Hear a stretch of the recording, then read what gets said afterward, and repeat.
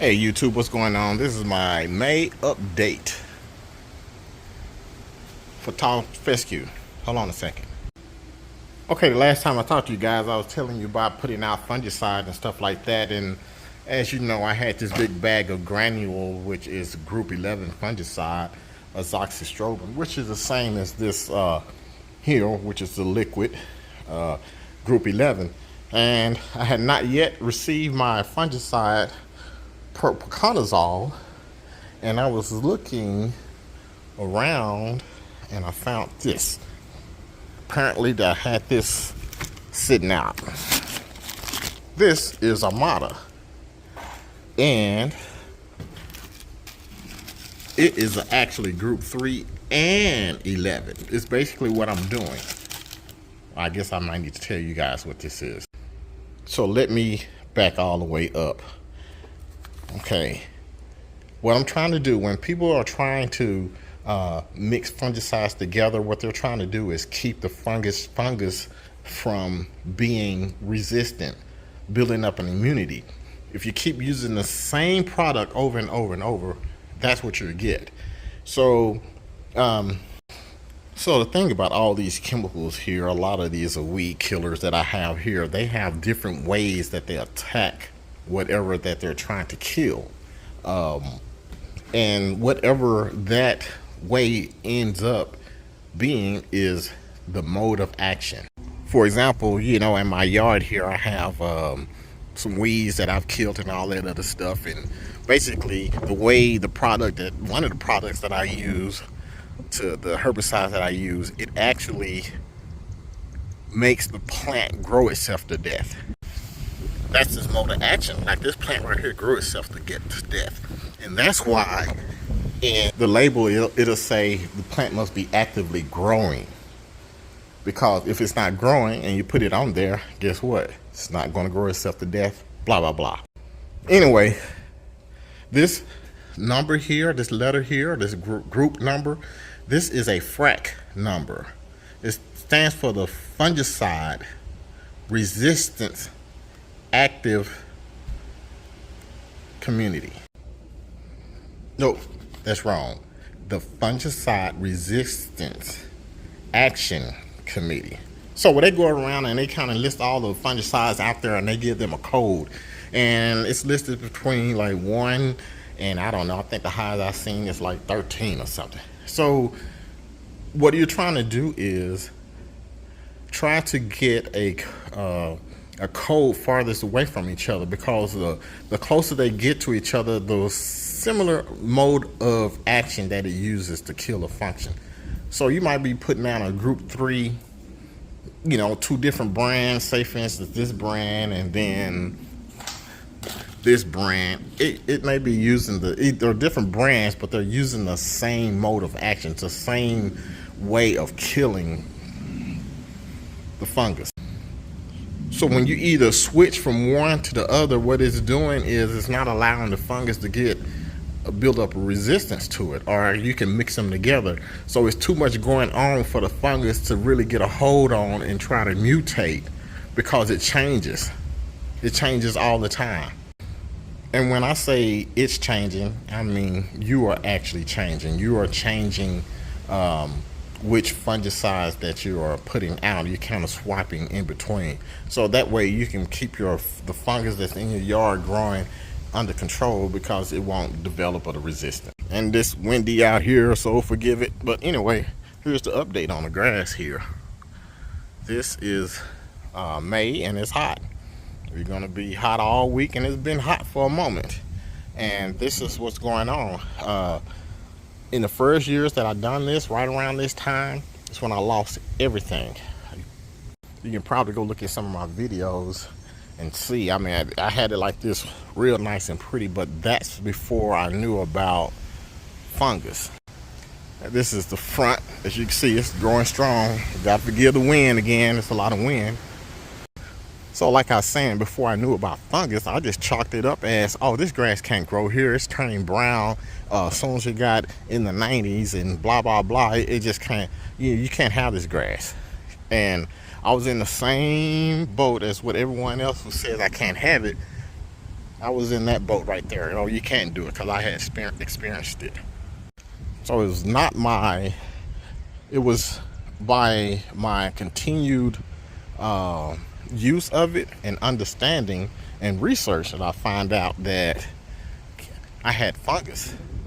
Because this grass, I had some area, I have fescue that's been down here for the entire time that I've been put this down 4 years ago. Some fescue, I tried to kill a lot of it off, but some I didn't kill off, and it's been here. It's been the same fescue. I never overseeded, so it will survive. The only thing left was the root. Was the root of the problem, which was fungus. That's why I say you got to get your fungus, because in addition to surviving, this stuff will go dormant. It has the ability to go dormant, just like Bermuda and St. Augustine, centipede, all it want. This also could go dormant. And I also had a person who was like, it's all gonna die. Show me your yard in June, July, something like that. And which I did show him my yard in June and July. It wasn't until August until I started having issues, really, where I didn't want to keep watering. But my knowledge just kept creeping up and creeping up and creeping up, and I got more understanding. Okay, hopefully this is better for the wind. I hear this is the backyard here. Got a lot of work to do this summer. But anyway, after getting a better understanding of the grass and really understanding how it works, I can have this, and I have been having it for quite a while. And the point about the person asking to see the yard in July, August, or whatever, well, I asked them, show me your yard from October all the way up to May, because that's how long your Bermuda is going to be checked out, depending on where you are, how much sun you get in your area. Obviously, if you're from South Texas, Florida or something like that, there's you're going to be green all the time, most likely. So I say that to say this: even if this grass, after having it, even if this grass would check out and not survive, I would still just plant it, because it's just like putting out fertilizer to me, and it pops right up. I would do that, but that's not the case. But anyway, let me go and give you another look. This is what the grass is looking like, and she is running strong. The only thing that the things that I'm trying to do now, like my last video, got some ordered. I got a lot of summer stress blend fertilizer. I got some stress blend fertilizer that I have, which has a lot of potash in it, potassium, and that's going to help the root system strengthen up. I'm going to tag team that with some RGS and with some hydrotane. I'm going to use those three things right there just to help this grass out. And obviously I'm going to be getting my water in for it. So by this time, even last year, I've neglected to put out fungicide, but I've been keeping on the regular schedule. I put some out 2 weeks ago, and I came back and just dropped another round on it until I get my concoction of propiconazole and oxystrobin. Those two mixed together, I can get 30 days worth of coverage, which is good, because 30 days worth of coverage, that means I'm only gonna put it down like for 3 months, really, which is I'll be doing it in June, July, August. Now in the September area, that's when I'm starting taking everything down, getting ready for overseed. It's a wash for me. That month right there is a wash for me anyway, because I do chop it down, and I'm just getting it ready, and it starts to cycle all over for the fall. I appreciate you guys for watching the video. Like I said, it's been quite a while. You can go and check some of my videos that I have when I started this journey. Learned a lot along the way. Thought I'd share it. A lot of people said it couldn't be done, and they still say it couldn't be done. And here are my video proofs of it.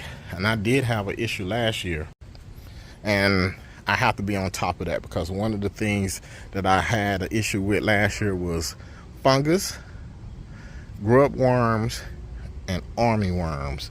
That was those three things, and something I just wasn't on top of it like I should have. And I got control of the fungus real good because I have that, but the army worms, I just did not.